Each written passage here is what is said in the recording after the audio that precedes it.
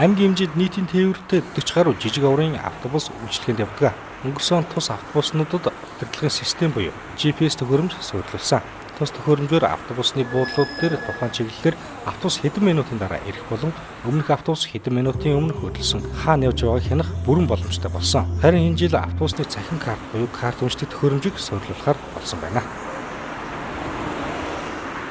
Орхон аймгийн нийтийн тээвэрт цахим карт нэвтрүүлэх ийм шийдвэр гарсан байгаа. Тэгэхээр энэ цахим картыг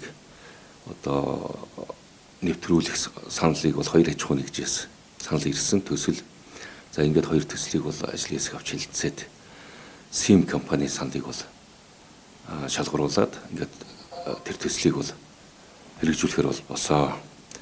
За SIM компани бол ямар санал тавьж байгаа вэ гэхээр за нийтийн тээврийн үйлчлэгэнд явж байгаа 45 автобусанд за карт уншигч төхөөрөмжийг суурилуулна.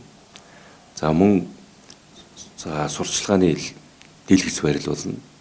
За мөн тухайн буудал автобусны зогсоол дээр ирэх үед бол ямар зогсоол дээр ирж байгаа талаар мэдээлэл өгнө.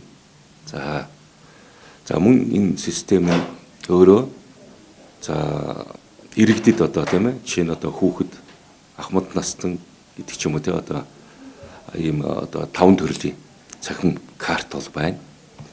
За эдгээртэй холбоотой нийтдээ 530 сая төгрөгийн хөрөнгө оруулалт орох юм аа.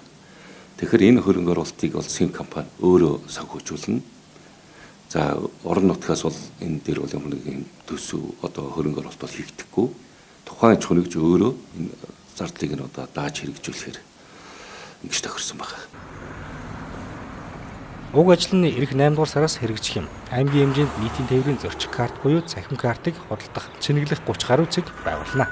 Зорчигчдод цахим картаа нэг удаа худалдан авч тэдгээр цэгүүдээр дамжуулан цэнэглэж болно. Ингэснээр иргэдийн дунд үүсэж байсан зарим хүндрэл үгүй болох юм. Харин автобусны кондукторуудыг өөр ажилд зуушлах зэрэг арга хэмжээг аймгийн халамжийн газраас авч хэрэгжүүлэх ажээ.